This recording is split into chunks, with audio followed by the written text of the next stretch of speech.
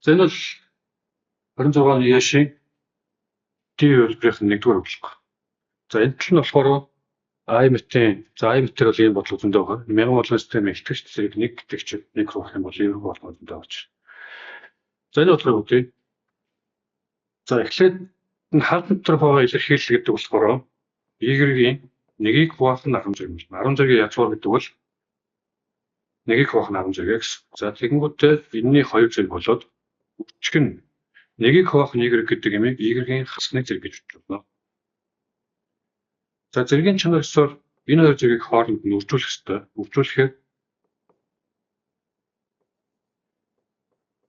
нэг үржих нь хоёр болно. Үржих нь Y-ийн хасны зэрэг төмөр хэвээрээ байж.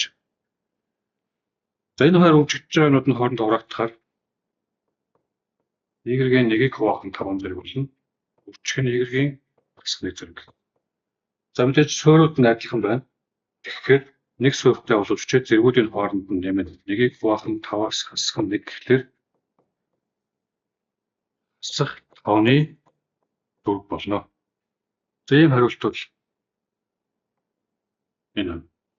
За энэ дээр хэрэглэсэн томьёонууд гэх юм бол нэгдүгээрт n зэргийн язгуур А гэж байх юм бол нэгийг бишээ. А-гийн нэгийг хуваах нь n зэрэг гэж болно. За хоёрдугаарт А-гийн n зэргийн m зэрэг гэж байх юм бол энэ хоёр зэргийг нь үржүүлээд гэж болно.